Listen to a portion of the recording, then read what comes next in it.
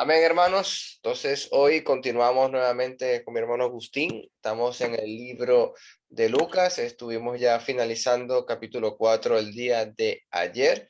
Y bueno, continuamos. Hermano Agustín, Dios les bendiga grandemente. Saludos a todos, hermanos. Amén. Buenas tardes, o buenos días, o buenas noches.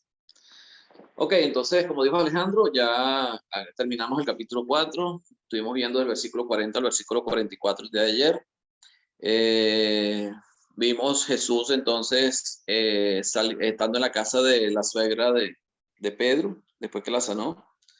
Dice que al ponerse el sol, cuando ya era después de las 6 de la tarde, cuando se pone el sol, muchos fueron a la casa de Pedro, a la puerta, porque sabían que Jesús estaba allá. Jesús ya se había difundido su fama por todas las regiones, por todos los lugares contornos, como dice el versículo 37.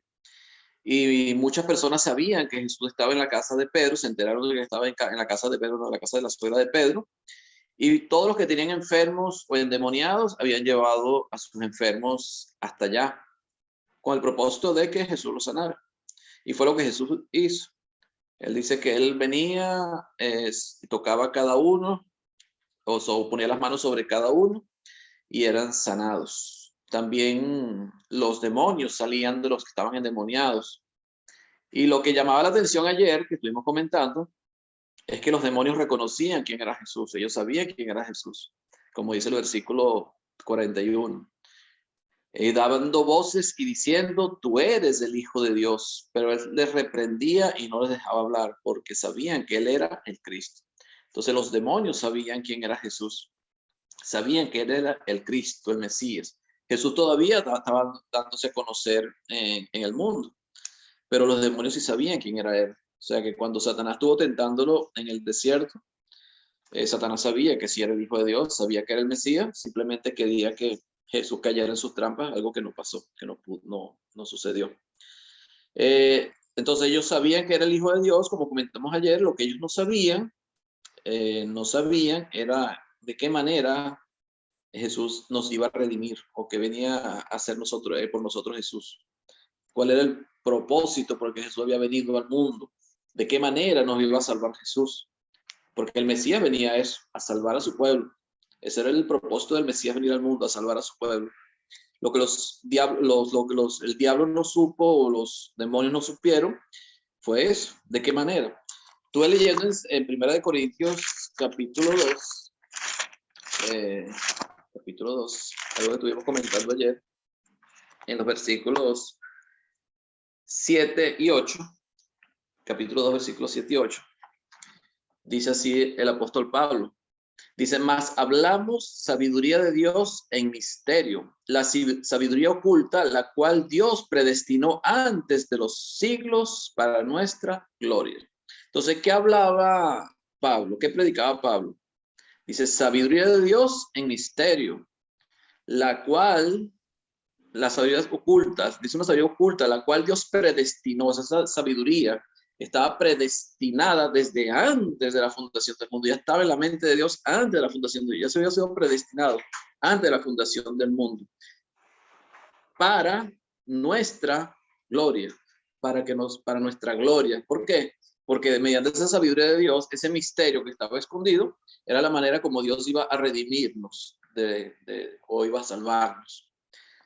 Dice el versículo 8, la que ninguno de los príncipes de este siglo conoció. Dice que ninguno de los príncipes de este siglo conoció, porque si la hubieran conocido, nunca habrían crucificado al Señor de gloria. Si la hubieran conocido, nunca hubieran crucificado al Señor de gloria. Y lo que decíamos ayer, o sea, cuando Judas fue a vender a Jesús, fue a entregar a Jesús, a venderlo, dice que Satanás entró en él. Si realmente Satanás hubiera sabido que, que la manera como Dios había preparado nuestra redención era así, era en la cruz, jamás, como dice ahí, jamás hubieran crucificado al Señor de gloria. Nunca lo hubieran crucificado. No hubiera permitido que él fuera a la cruz. Lo hubiera protegido de la cruz. Pero el plan era tan excelente, era un misterio, pero un plan tan excelente de Dios, que nadie, ni siquiera Satanás, pudo entenderlo. Ninguno lo pudo ver, no lo pudo saber hasta que se cumplió todo. Entonces Dios redimió a su pueblo, nos redimió mediante la cruz. Algo que en el primer siglo era algo inconcebible, que el Mesías muriera en una cruz, que el Mesías nos salvara muriendo en una cruz, sabiendo lo que sucedía o quiénes eran los que morían en una cruz y qué pasa, y cómo eran vistos los que morían en una cruz, porque como dice el apóstol Pablo cuando escribió a los Gálatas, la iglesia de Galacia, allá en el capítulo 3 dice, maldito todo aquel que es colgado en un madero. O sea que todo aquel que era colgado en un madero era porque era maldito, porque ahí colgaban o mataban a los peores delincuentes. Y eso no solamente era una muerte, no solamente era una muerte, sino que era una tortura y una humillación, no solamente para el que moría en la cruz era una humillación, sino para la propia familia. Porque saber que un familiar tuyo estaba muriendo en una cruz era una vergüenza para la familia. Y Jesús, o sea, Dios, utilizó eso para salvar. Imagínense el plan de Dios que jamás iba a ser entendido, jamás podía ser entendido antes de que fuera revelado por el Espíritu Santo y que ahora la tenemos nosotros en la Sagrada Escritura. Pero era algo predestinado desde antes, desde los siglos pasados, desde la fundación del mundo, redimir a su pueblo mediante este misterio que había estado oculto, que ahora fue revelado y que lo tenemos nosotros. Y tenemos el poder de nosotros también de predicarlo, de predicar ese misterio que había estado oculto y que mediante él tenemos el poder también de que muchas personas se conviertan y puedan ser salvas de la condenación eterna. Entonces Jesús curaba a las personas con la palabra hacía que los demonios salieran, porque la palabra tiene poder, y nosotros tenemos ese poder porque tenemos la palabra de Dios. Podemos predicar y ese es el verdadero milagro que podemos hacer nosotros hoy en día, que las personas se conviertan a Cristo, que la gente se convierta a Dios, que la gente sea añadida al pueblo de Dios, que la gente entre en el arca, como comentábamos ahorita, el arca que es la iglesia, para que sean salvos, para que se libren de la condenación eterna. ¿Alguien quiere comentar algo sobre esto? Pasamos al capítulo 5. ¿Añadir algo? ¿Comentarios? ¿Aclaratorias? Solamente que misterio indica que es algo que ya existía, pero que no se había revelado. Es correcto. Ya existía y el Evangelio es eterno, pero fue manifestado ya cuando vino Jesús acá. O sea, era un misterio, y eso es lo que se tenía que aclarar. Pero sí. Que ni los apóstoles. Exacto. Sigue. No, que ni los apóstoles lo habían entendido, porque fíjese, bueno, eso lo vamos a ver ahorita con la pesca milagrosa. Cuando Jesús muere y es sepultado, ¿qué hacen ellos? Se fueron a pescar. O sea, siguieron con su vida, porque ya se había acabado todo. O sea, ellos no podían concebir, o sea, no podían entender de que el Mesías, el Hijo de Dios, muriera de esa manera. O sea, era algo que no les cabía en la cabeza. Entonces, para ellos, él había fallado en su misión. Eso es lo que ellos pensaron, imagino, porque desde ahí se fueron a pescar. Cuando ya aquí en la pesca milagrosa, Jesús le dice a Pedro, yo te haré pescador de hombres. Y vamos a ver el paralelo con esto y el versículo 21 del capítulo de Juan, capítulo 21 de Juan, donde vemos el paralelo de esta pesca milagrosa que Jesús, donde Jesús llama a su discípulo. Este capítulo 5 es anterior a lo que hemos venido estudiando. Desde que Jesús llega a la casa de Pedro, a la casa de la suegra de Pedro, sana mucho a ponerse el sol y recorre Galilea predicando. Primero sucede la pesca milagrosa, donde él llama a los discípulos, llama a Pedro para que sea seguidor de él, y después es que él va y sana a la suegra de Pedro, como lo menciona Mateo y como lo menciona Marcos. Lucas aquí altera el orden en cuanto a los acontecimientos. Vamos a leer el capítulo 5, el del versículo 1 hasta el versículo 11. ¿Quién lo puede leer? ¿Alguien que lo lea? Que lea bonito así como la hermana Alex.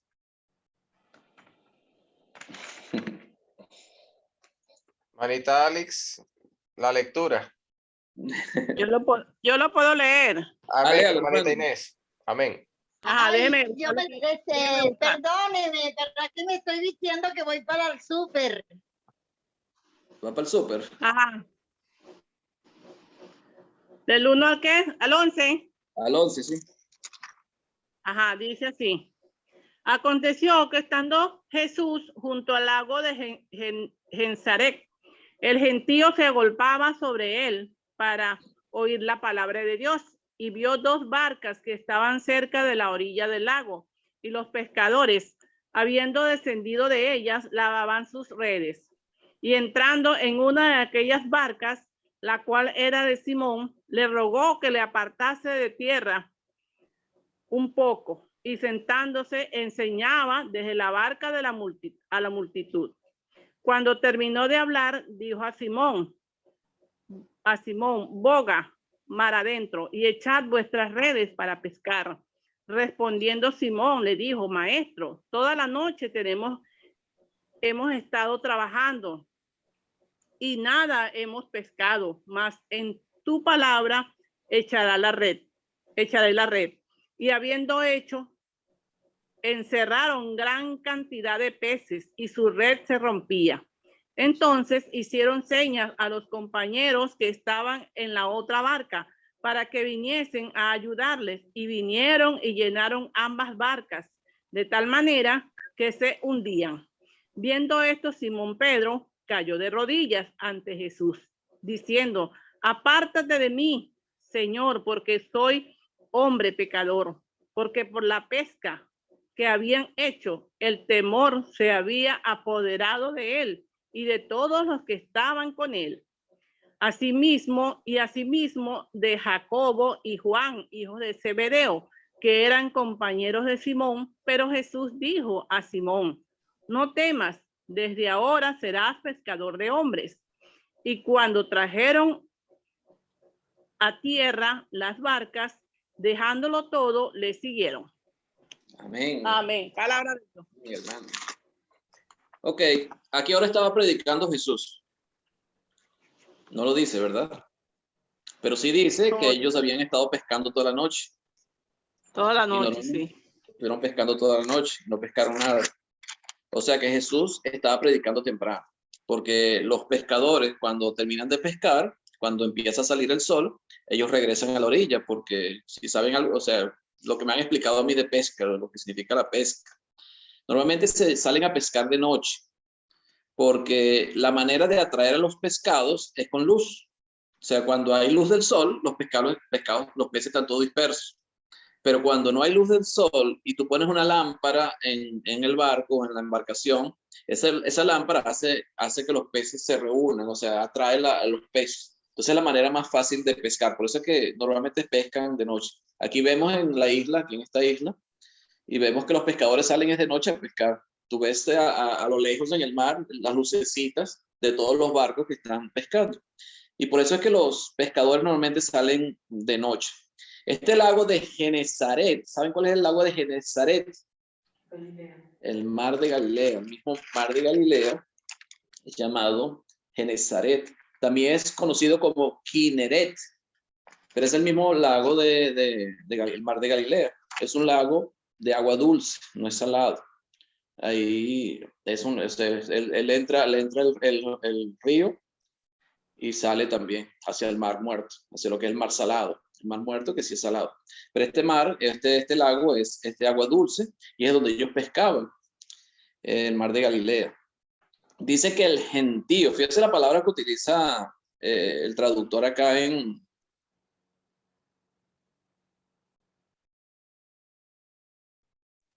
la palabra original del gentío, pero Lucas utiliza, o el traductor utiliza un gentío. Es como nosotros en Venezuela, ese gentío. No habla de multitudes, sino de gentío. Y gentío significa que había mucha gente. O sea, había muchas personas que estaban tratando de escuchar las enseñanzas que Jesús estaba trayéndoles. Dice que se habían agolpado sobre él para oír la palabra de Dios. Me imagino él a la orilla del lago, del mar de Galilea, y todas las personas acercándose y rodeándolo para escuchar, y tenían interés realmente de escuchar la palabra de Dios. Y eso es lo que llama la atención. Porque aquí no habla de que él estuviera haciendo milagros en ese momento, sino que estaba enseñando. Entonces la enseñanza de Jesús era algo que llamaba la atención, o eran palabras que llamaban la atención, las enseñanzas de él, porque la gente se había agolpado. Era un gentío y se habían agolpado alrededor de él para escuchar la palabra. Tanto fue así que él tuvo que montarse en una de las barcas, porque dice que habían 2 barcas, de los pescadores que estaban llegando de estar pescando, y él se monta en una de las barcas y empieza a enseñarles de la barca, porque era la manera de poder ver o que todo el mundo imagino que lo escuchara, porque estaban todos agolpados sobre él. Y se monta en las barcas. Ahora, esto no es casualidad. Jesús nunca hace las cosas por casualidad. No es que las barcas estaban ahí y él aprovechó la oportunidad de montarse en la barca. O sea, Jesús ya tenía todo planificado. Ya Jesús tenía todo planificado lo que él tenía que hacer. Él sabía que esas barcas de quién eran. Él sabía quién era lo que estaba en esa barca. Dice, y vio dos barcas que estaban cerca de la orilla del lago.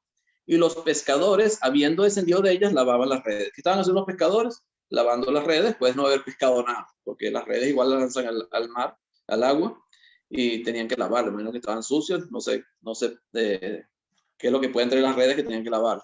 El caso es que Jesús ve las barcas y dice que entra en una de aquellas barcas, la cual era de Simón. ¿En qué barca entra Jesús? En la de Simón, la de el apóstol Pedro, antes de ser apóstol. ¿Casualidad? No era casualidad. No era casualidad. Dice, y le rogó Jesús rogándole a Pedro. Imagínense, le rogó, según la traducción que tenemos acá de Lucas. Le rogó que la apartase de tierra un poco.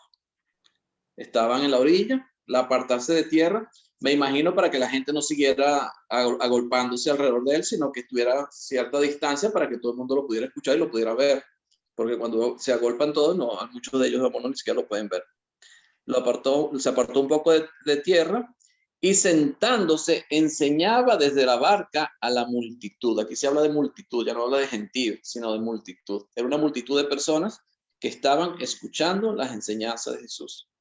Y es algo que llama la atención porque aquí no menciona que le estuviera haciendo milagros, sino enseñando.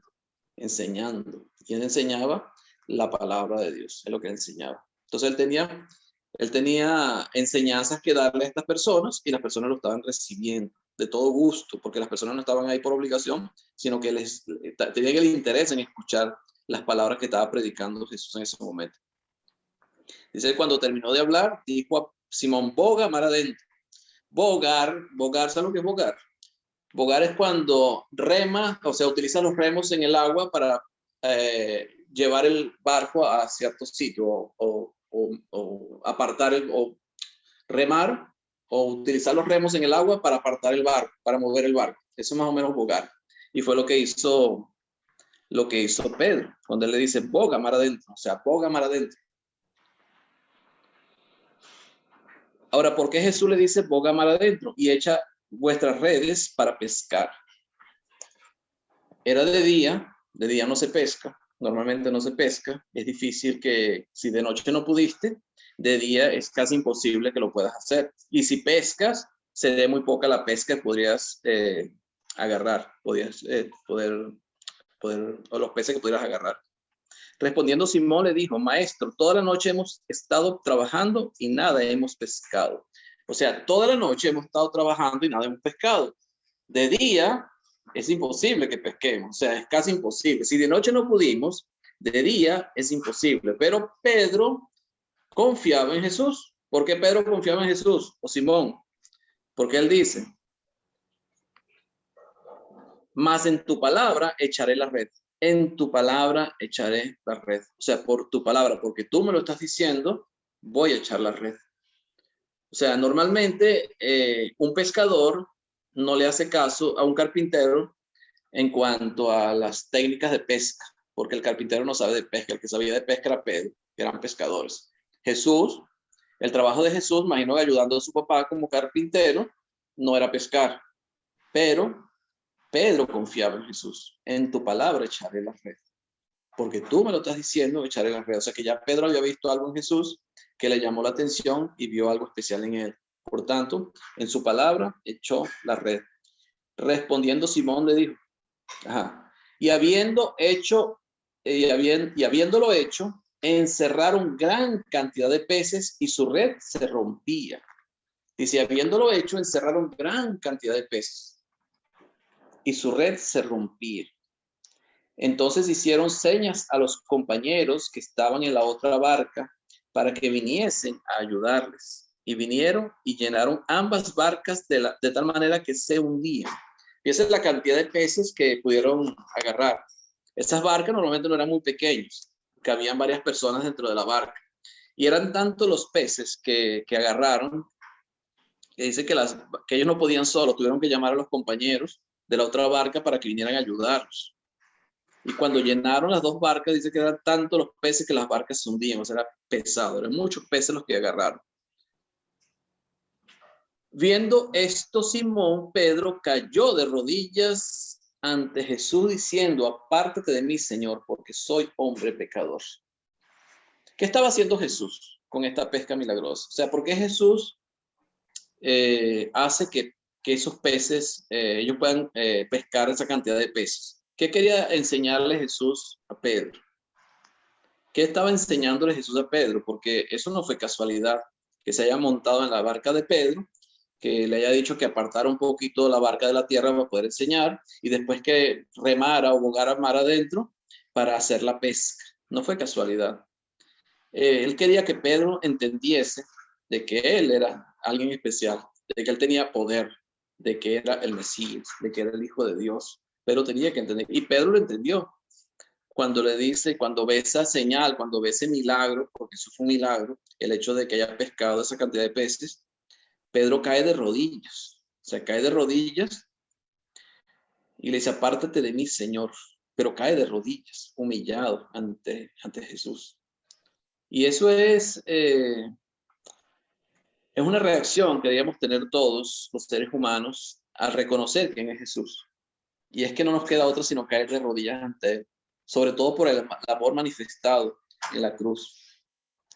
Porque de tal manera, decía el apóstol Juan, de tal manera, el apóstol Juan no decía Jesús, porque de tal manera amó Dios al mundo, que ha dado su Hijo unigénito para que todo aquel que en él crea no se pierda, mas tenga vida eterna.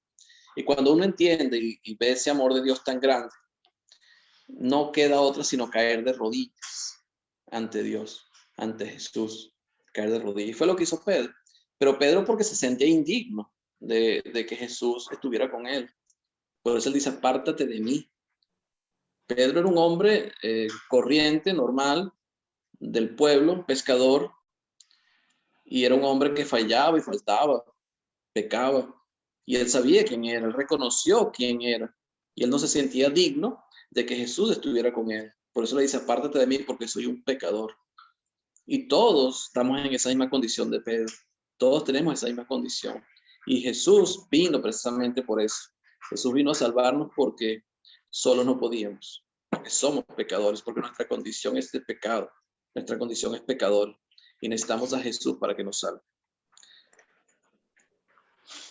Entonces, llama mucho la atención esto, cuando Pedro le dice, apártate de mí, Señor, porque soy hombre pecador. Dice el versículo 9, porque por la pesca que habían hecho, el temor se había apoderado de él y de todos los que estaban con él. Fíjense que no solamente el temor se apoderó de Pedro cuando reconoció y vio quién era Jesús, sino todos los que estaban con él tuvieron el mismo temor. Imagino que todos cayeron de rodillas, aunque la Biblia no lo dice. Asimismo, de Jacobo y Juan, hijo de Zebedeo, que eran compañeros de Simón, pero Jesús dijo a Simón, no temas, no temas, no temas. Desde ahora serás pescador de hombres. Entonces ya Jesús tenía planificado, ya había elegido a Pedro, a los hijos de Zebedeo, ya los había elegido para que fueran sus seguidores. Pero ellos tenían que dejar el trabajo que estaban haciendo y él le dice, ya ustedes ahora no van a pescar peces, ahora ya ustedes no van a pescar pescados, ahora van a ser pescadores de hombres. ¿Y qué hicieron ellos? Y cuando trajeron a tierra las barcas, dejándolo todo, le siguieron. Dejándolo todo, le siguieron. Se parece mucho a Leví cuando Jesús llama a Mateo para que sea su apóstol, seguidor. Dice que Mateo dejó todo y le siguió. Y eso es la condición del cristiano. No significa que uno va a abandonar todo o abandonar su vida, pero es dejarlo todo, significa poner a Jesús en primer lugar, que Jesús sea el primero en nuestras vidas, Para ellos no había nada más importante que Jesús cuando reconocieron quién era, cuando vieron esas señales, ese milagro, porque para ellos no era normal que se pudiera pescar tantos peces siendo de día. Y más cuando ellos habían pescado, habían estado trabajando toda la noche y no habían pescado nada. Entonces, dejándolo todo, le siguieron. Dejándolo todo, le siguieron. ¿Cuántos de nosotros estamos dispuestos a dejarlo todo y seguir a Jesús? ¿Cuántos de nosotros estamos dispuestos a quitarle importancia al mundo para seguir a Jesús? ¿Cuántos de nosotros estamos dispuestos a seguir a Jesús o a ver a Jesús siempre en primer lugar en nuestras vidas, antes que todo lo demás? Que nada nos quite el tiempo que debemos dedicarnos a Dios, que el mundo no nos distraiga para dedicar el tiempo que Dios merece que se le dedique, que debería ser todo nuestro tiempo. Aunque vivimos en el mundo, necesitamos el mundo para vivir acá y necesitamos las cosas físicas para poder vivir acá, pero el mundo no es nuestro hogar, el mundo es pasajero, el mundo, o como dice, somos peregrinos en este mundo, y que la verdadera vida no es esta, sino la que viene. Y es la que tenemos que estarnos preparando. Por eso Dios y Jesús debe ser primero en nuestras vidas. Y era la condición que Jesús ponía al que quería seguir. El que quiere ser mi discípulo, tome su cruz y venga en pos de mí. Y la cruz tenía un solo significado, y era morir. Ese era el significado de la cruz, era morir. El que no está dispuesto a morir a su propia vida para seguir a Jesús, no puede ser discípulo de Jesús. No sé si tiene algún comentario hasta acá, porque quiero ver el paralelo de Juan capítulo 21. Juan capítulo 21, cuando Jesús ya muere. Aquí Jesús está comenzando su ministerio cuando hace la pesca milagrosa. Pero cuando él muere, en el capítulo 21, en el versículo 3 de Juan, dice Simón Pedro, porque aquí llamó a Simón Pedro y le dijo que desde ahora serás pescador de hombres. Ya Simón sabía quién era Jesús, había entendido, cayó de rodillas, apártate de mí, soy hombre pecador. Y ahora, cuando Jesús muere, en el versículo 3 dice, Simón Pedro les dijo, voy a pescar. No iba a pescar hombres. Aquí Pedro no iba a pescar hombres, sino pescados. Ellos le dijeron, vamos nosotros también, contigo. ¿Quiénes eran ellos? Los demás apóstoles que estaban con él. Vamos nosotros también, vamos nosotros también contigo. Fueron y entraron en una barca y aquella noche no pescaron nada. Fíjense que sucedió lo mismo. Entraron en una barca y no pescaron nada. Y ellos eran pescadores, eran hombres con experiencia. Cuando yo iba amaneciendo, ¿cuándo estaba predicando Jesús sobre esta pesca milagrosa? Amaneciendo, porque cuando tú estás amaneciendo, los pescadores regresan a la orilla porque ya la noche pasó, ya no tienen por qué estar en el agua o en el mar. Cuando ya iba amaneciendo, se presentó Jesús en la playa, mas los discípulos no sabían que era Jesús. Y les dijo, hijitos, ¿tenéis algo de comer? Le respondieron, no. Fíjese que Jesús llama a Pedro. Pedro ve las señales, ve la pesca milagrosa, se cae de rodillas, le dice, apártate de mí, soy hombre pecador.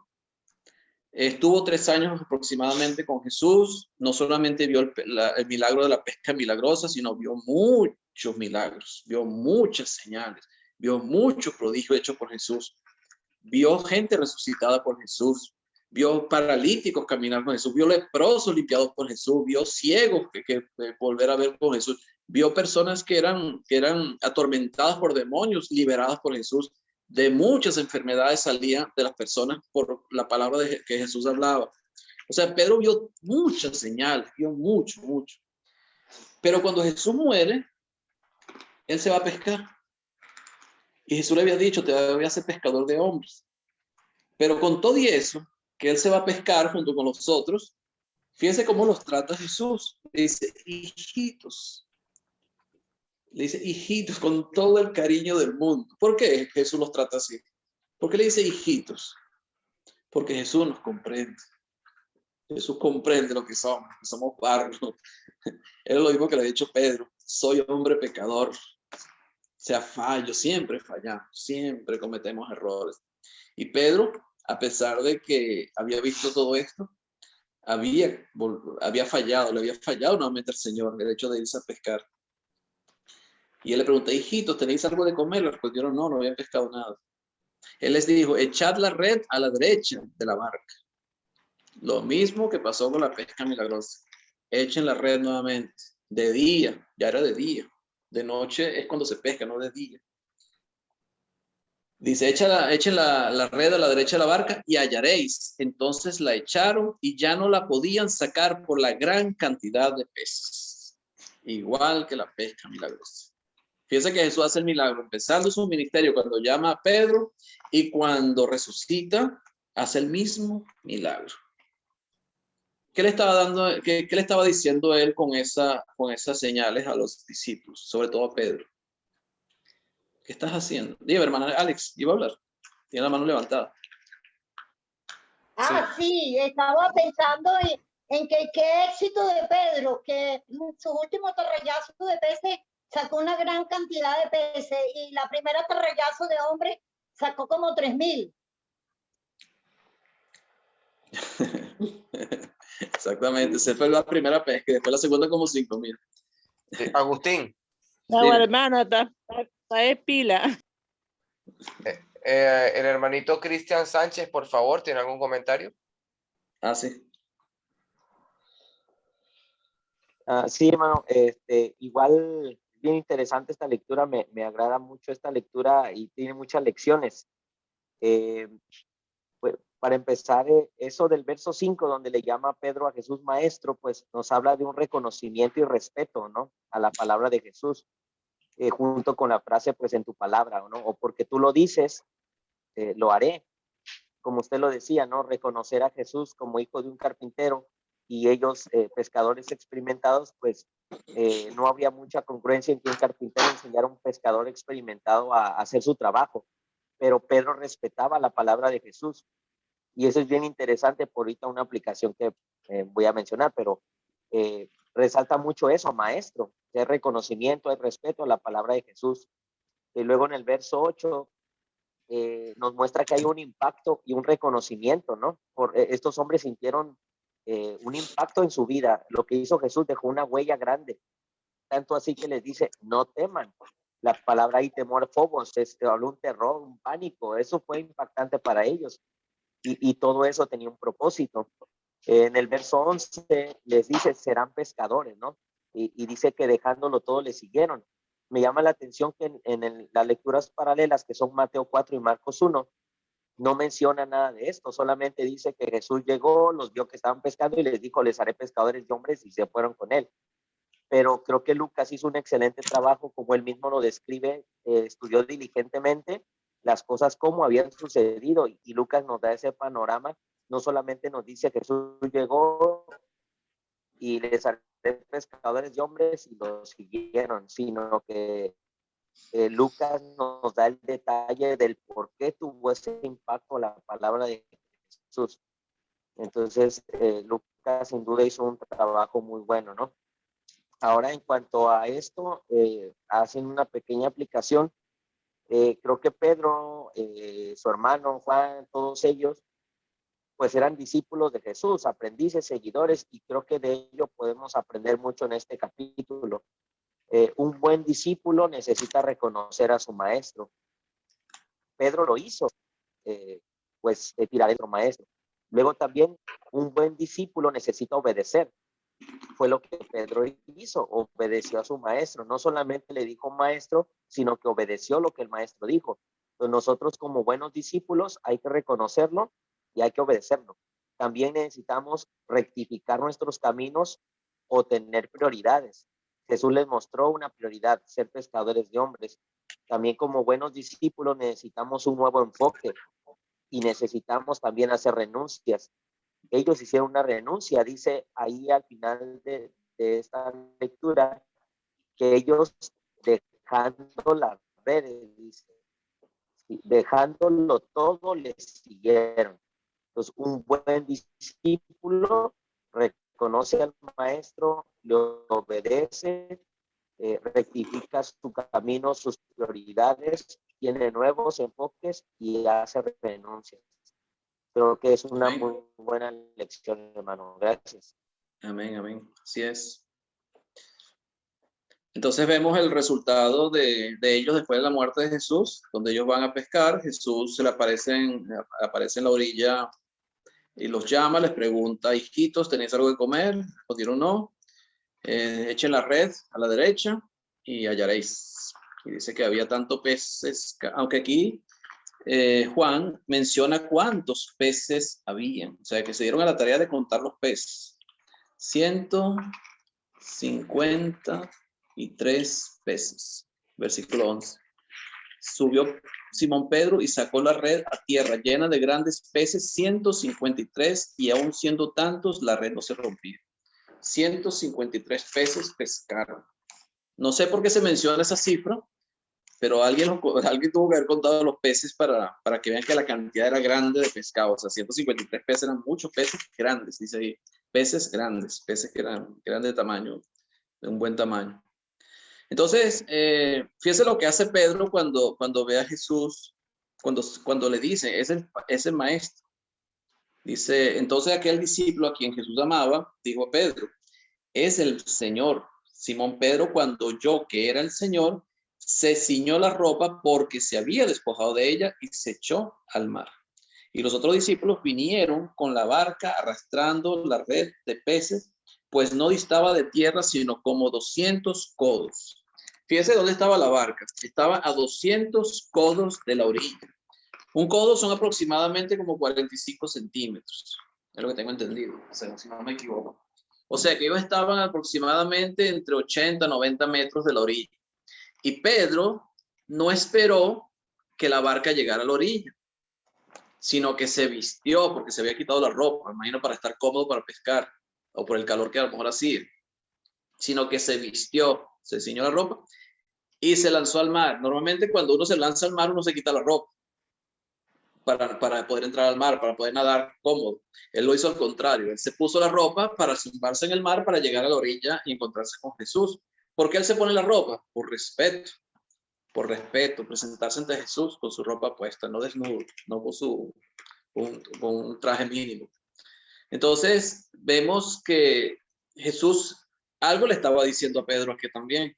Primero, le dice algo en el capítulo 5 de Lucas, donde lo llama a ser pescador de hombres. Primero le muestra el poder, le muestra el milagro, le muestra quién es. Jesús mismo, el mismo Pedro reconoce que es el maestro. Reconoce su grandeza porque se cae de rodillas ante él. Reconoce su majestad, se cae de rodillas ante él y dice: aparte de mí porque soy hombre pecador. Y después, en Juan capítulo 21, dice que salió a pescar y después se volvió a poner la ropa y se presenta ante Jesús nuevamente, pero con la ropa puesta en señal de respeto. Ellos todavía aparentemente no lo habían visto resucitado, o por lo menos no se menciona ahí, porque ellos salieron a pescar. Ya habían perdido toda esperanza, imagino, de que la tarea que había venido a hacer Jesús había fallado. Imagino que pensaron. Aunque era la tercera vez que se le aparecía, lo que no entiendo por qué ellos salieron a pescar. Pero el caso es que Jesús los había llamado a que fueran pescadores de hombres, y era su tarea, lo que tenían que realizar, era lo que ellos tenían que hacer. ¿Algún comentario sobre esto? ¿Alguna aplicación para nosotros que quieran comentar? No, sí, lo habían visto, como dijiste. Sí. Lo habían visto ya varias veces. Era la veces. tercera vez que lo veían, ¿no? Porque dice el 21 después de esto, y eso es lo que es después de, es cuando se presentó ante Tomás. Sí, correcto. ¿No? Y le dijo: mete tus dedos en mis llagas y todo eso, ¿no? Entonces, lo que a mí me impacta es que Pedro, cuando se enfrenta con Jesús y sabe, ya lo ha negado 3 veces, ha hecho lo que lo ha, ¿verdad?, defraudado completamente. No dice una sola palabra. ¿No? Se presenta delante de él, pero no vemos que Pedro habla. Pedro simplemente llega ahí, como quien dice, mudo, ¿verdad? Avergonzado a lo mejor.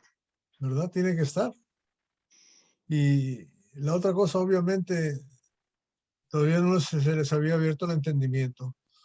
Y la fe no viene por el ver, porque lo habían visto resucitado y no era suficiente. Les tenía que explicar las escrituras, que es lo que vamos a ver al final de Lucas, ¿verdad? Que les abrió el entendimiento para que comprendiesen las escrituras. Por eso estaban en esa situación, viendo todavía las cosas que no comprendían lo que tenían que hacer. Sí, claro, Y la pues otra no era cosa que me fácil. asombra a mí es que si Dios escogió a Pedro y Pedro era tan terco y tan necio, pues a lo mejor yo sí le puedo servir un poquito también a él, ¿no? Sí, o sea, es lo que tenemos que pensar unos de otros, ¿no? Si Dios deja que Miranda enseñe, pues entonces yo puedo enseñar también, ¿no? Cualquiera. Y eso es lo que tenemos que ver también, que Dios escogió lo vil de este mundo, ¿verdad? Lo ignorante de este mundo, como dice 1 Corintios, Sí. para manifestar su gloria, su gracia, ¿verdad? Dios no busca gente perfecta, busca gente comprometida. Personas que se han comprometido, que se comprometan con la obra. Y era lo que estaba pasando en ese momento cuando ellos se van a pescar, o sea, como que abandonaron el compromiso. Y por eso Jesús se le aparece en la orilla. ¿Por qué se le aparece en la orilla ahí cuando ellos están pescando y les pregunta si tienen algo para comer? Él sabía que ellos no habían pescado nada. Pero después le dice, lancen la red otra vez. Y entonces sacan 153 pescados grandes. O sea, es mostrarle, mira, en mi palabra ustedes pueden hacer lo que sea. O sea, síganme. O sea, confíen en mí. Confíen en mí. O sea, si Jesús nos mandó a ser pescadores de hombres, hay que confiar en Jesús. Si Jesús nos mandó a nosotros a predicar el evangelio, tenemos que confiar en él. El trabajo es lo que te decía, no se trata de bautizar gente, se trata de predicar el evangelio, de anunciar las buenas noticias. El crecimiento lo da Dios, el resultado lo da Dios, pero nosotros tenemos que hacer el trabajo y tenemos que confiar en Dios, no dejar porque de repente las cosas no sucedieron como uno quería o no vio, no, las cosas no están pasando como uno espera que pasen. No significa que uno tiene que desanimarse y dejar el trabajo que le corresponde hacer y empezar a hacer el trabajo que hacías antes, como en el caso de Pedro. De repente no estaba viendo las cosas bien o no entendió realmente cuál era el propósito de Jesús, aunque lo vio resucitado. A lo mejor él seguía pensando, bueno, y vemos en Hechos capítulo 1, cuando Dios dice, bueno, restaurarás el reino de Israel en este tiempo. Fíjese que ellos todavía seguían sin entender. Ellos todavía seguían sin entender. Por eso es que a lo mejor se desanimaron porque no vieron el resultado que ellos esperaban de Jesús. Ok, lo vieron resucitado, pero ¿qué ganamos con esto? A lo mejor no entendieron. ¿Qué ganamos con esto? O sea, seguimos siendo esclavos de Roma, seguimos pagando impuestos, seguimos sometidos a los romanos, seguimos sufriendo. ¿Qué hemos resuelto? A lo mejor no habían entendido las cosas como debían ser y tuvo que venir Jesús, abrir el entendimiento, que viene el Espíritu Santo sobre ellos para revelarle y de ahí enseñarle todas las cosas y ellos pudieran predicar y entender todo lo que el propósito de Dios, todo el propósito de Dios, porque fue el Espíritu Santo el que se descendió sobre ellos y les enseñó, les recordó todas las cosas, como el mismo Jesús se lo había prometido. Cuando venga el Espíritu de verdad, Él los guiará a toda la verdad. Entonces, quisiera hacer un comentario. dígame, hermano. Y bueno, aquí en esta barca habían puros hombres, ¿no? Porque nosotros las mujeres somos más, hacemos Mujeres no más pescan, caso. hermano. Y somos más restiadas, nosotros somos más restiadas. Allí, si Jesús dice, láncese por aquí, por ahí nos lanzamos. Y una de las cosas que no me he dado cuenta en este tiempo que usamos estas redes, esta plataforma, las damas nos reunimos casi a diario. Y casi a diario hay una hermana diferente predicando la palabra de Dios. Y muchas de ellas al principio pudieron decir, ay, no, a mí me da pena hablar o a mí se me olvida.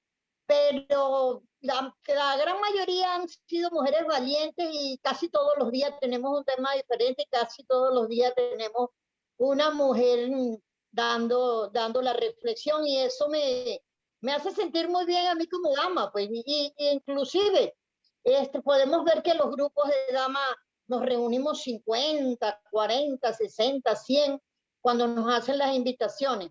Entonces, aquí el Señor le hacía falta en esa barca, eran unas 3 mujeres para que vea que ahí no se iban a poner oposición. Dice ya, hermano. Yo tengo una pregunta.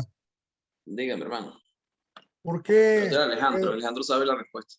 ¿por qué Simón Pedro cayó de rodillas ante el Señor Jesús y le dijo, apártate de mí porque soy un hombre de pecado? O sea, ¿qué característica le vio Jesús a Pedro para seleccionarlo a él? ¿Por qué está escrito eso ahí en la palabra de Dios? En el versículo 8, ¿verdad? De Lucas 5. Después de que... Es la misma condición que tienen las personas cuando se convierten al cristianismo. O sea, igual, uno para llegar a convertirse al cristianismo, para llegar a bautizarse, primero tiene que arrepentirse. Y el arrepentimiento es reconocer quién soy y procurar cambiar lo que yo soy. Pero primero tienes que reconocer tu condición espiritual ante Dios. Y es lo mismo que estaba reconociendo Pedro en ese momento, su condición espiritual ante Cristo. O sea, ¿quién era él? Soy un pecador, yo no merezco estar en tu presencia. Y por eso cae de rodillas. Entonces, es lo que busca Dios, no busca gente perfecta. No busca gente perfecta, sino gente comprometida, como dije hace rato. Y personas que aunque fallan, aunque vamos a cometer errores, como dice el apóstol Juan en su primera carta, que todos cometemos pecado, que aunque fallemos, no hagamos como Judas, sino hagamos como Pedro. Judas le falló a Jesús y fue y se ahorcó. Pedro le falló a Jesús, lo negó 3 veces, pero lloró amargamente y continuó, aunque después fue a pescar, pero él continuó adelante y continuó con la obra. Nosotros siempre vamos a fallar, siempre vamos a cometer errores, vamos a cometer pecado. Eso es algo que es imposible que no lo hagamos, es algo que va a suceder siempre en nuestras vidas. Lo importante es que reconozcamos, como Pedro reconoció su falta, reconoció quién era su condición, y sigamos adelante, pidiéndole perdón a Dios siempre, reconociendo quiénes somos. Mi hermano, yo estoy haciendo ahorita, preparando una enseñanza para una invitación que me hicieron las hermanas en Colombia y la tengo muy recién, pero aquí yo consigo un paralelo dentro de la palabra que estoy estudiando. Yo consigo un paralelo cuando de este versículo 8, viendo esto, Simón Pedro cayó de rodillas. Y eso lo podemos ver en el capítulo 11 de Juan, cuando muere Lázaro, que Jesús llega allá a Betania. Marta llega hasta donde está Jesús y le dijo, ¿por qué? Señor, si tú hubieses estado aquí, mi hermano no hubiera muerto, que es donde el Señor le dice, sí, él va a vivir, yo soy la resurrección y la vida. Y ella se va sola para su casa y llega María, y María dice que lo encuentra en el mismo lugar que lo dejó Marta, y Marta le dice lo mismo, pero María se arrodilló y se lo dijo de otra manera, Señor, si usted hubiese estado aquí, mi hermano no hubiera muerto. Y ahí fue donde caminó Jesús con María. Y yo veo esta actitud de ver el Señor cuando se postran a sus pies, le están mostrando su fe. Gracias.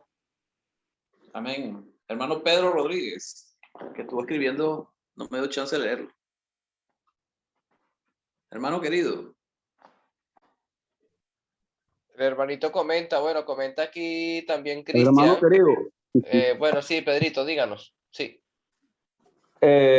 Bueno, me llamó la atención la pregunta que hizo Roberto de por qué está escrito allí el ejemplo de Pedro, de rendición y de arrepentimiento y todo eso. Creo que, o sea, para darnos a nosotros el ejemplo de humildad, es lo que yo entiendo, pues, de reconocer la gloria de Jesucristo, la grandeza de Jesucristo, ¿verdad? Y bueno, humillarnos ante Él. Y bueno, escuchando un poco desde el principio de la clase, creo que Jesucristo estaba interesado en mostrar su gloria, su grandeza, y su poder a los discípulos en ese momento de la pesca. Y ellos quedaron convencidos aparentemente en ese inicio, en el capítulo 5. Y me llama la atención el contraste también que hizo el hermano querido, que nos llevó al final, ya en los 40 días de la resurrección de Cristo, que prácticamente sucede exactamente sucede lo mismo, exactamente. Y creo que no es casualidad que suceda lo mismo ya al final de los 3 años, en los 40 días de resurrección. Era como para recordarle, mira, recuerden lo que ustedes creyeron al principio, cuando yo me glorifiqué, o sea, está repitiéndose lo mismo. Y bueno, yo creo que el Señor hoy quiere seguir glorificándose y mostrándonos su poder, mostrándonos su gloria. Y la idea es esa, pues la actitud de Pedro. Creo que el Señor Jesucristo se fijó en Pedro, pues, específicamente en él, probablemente por su humildad, y probablemente era el que tenía como el corazón un poco más rendido, conmovido, a diferencia de los demás. Es una probabilidad, solamente eso estaba considerando y pensando. Solo eso más. Humilde de espíritu. Pedro está como el hijo que cuando le dice al padre que vaya al campo a trabajar y el niño dice que no, así está Pedro. Pedro primero dice que no, pero después arrepentido va. El Así hermanito Cristian levantó la mano. Sí, hermanito. Sí, es interesante la pregunta y creo que viendo solamente ahí el texto, vemos que antes, como comentaba en el chat, antes Jesús ya estaba predicando, ¿no? Ya traía un trabajo detrás con Pedro.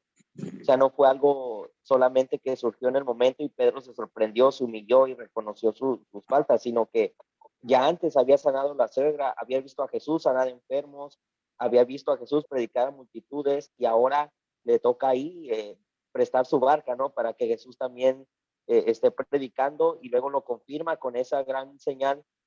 En la escritura, a través de todo, podemos ver que siempre la predicación va acompañada de señales, hablando en el ámbito bíblico, ¿no? Entonces, creo que ese fue un clímax también en la situación de Pedro, que Pedro escuchó la palabra de Jesús y vio las obras de Jesús. Entonces, eso fue el cierre, digamos, ideal de no solamente escuchar, sino también ver, y viene la humillación y el reconocimiento de Pedro, ¿no? Porque esto tuvo mucho que ver la predicación de Jesús. Sí, hermanito Pedrito. Me llama también la atención un poquito que a veces nos parecemos a los apóstoles, queremos saber más que Jesucristo. Ya en toda la noche hemos echado la red y todo eso, y bueno, el Señor simplemente dice, háganlo, échenla. Y, o sea, es lo mismo, pues a veces nosotros podemos decir, no, ya hemos predicado tantas veces a esa persona, o en tantos lugares, ya hemos ido para allá, ya hemos llevado, pero hay que insistir, hay que continuar y hay que mantenerse haciéndolo igualmente. Solamente me llamaba la atención eso. Amén, así es. Continuar, perseverar hasta el final, haciendo el trabajo. Y era lo que Jesús le estaba dando a entender a Pedro y a los demás en la barca, ya en el capítulo 21. O sea, recordarle el mensaje que les había dado aquí en la pesca milagrosa, y que ellos tienen que continuar adelante. Ese es el trabajo de ellos. O sea, el hecho de que Jesús había muerto, se había ido, había resucitado y ya no iba a estar con ellos, no significaba que su labor había terminado, sino que ahora es que comenzaba la labor de ellos. Bueno, y hay que ponerse en los zapatos de ellos, hay que ponerse en el sitio de ellos, en el momento, y a veces entender las cosas, por qué sucedían de esa manera y por qué hacían eso. No era fácil, o sea, no era fácil en ese momento entender lo que estaba pasando. No era fácil entender.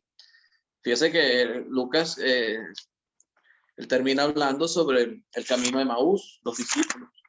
Iban hablando entre sí de las cosas que habían pasado. Y ellos no habían entendido y eran parte de ellos. El camino de Maús, lo que termina Lucas en el capítulo 24. Y eran 2 discípulos que no habían entendido lo que había pasado y que los vieron resucitados. Imagínense, o sea, no era fácil, no era fácil el momento, no era fácil.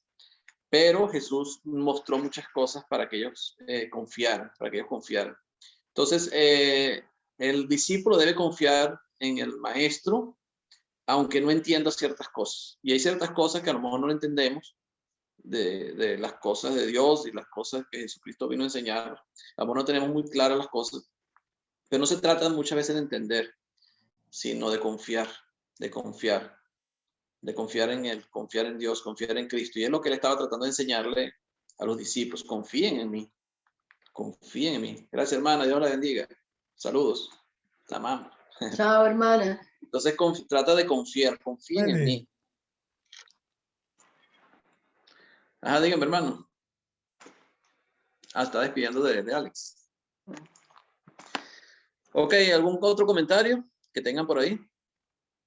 ¿Aclaratorias? ¿Algo que agregar? La historia del leproso también es muy interesante, pero eso no sé si nos da tiempo verla hoy. Son las 9:08 aquí en Portugal, y en España son las 10:08 de la noche.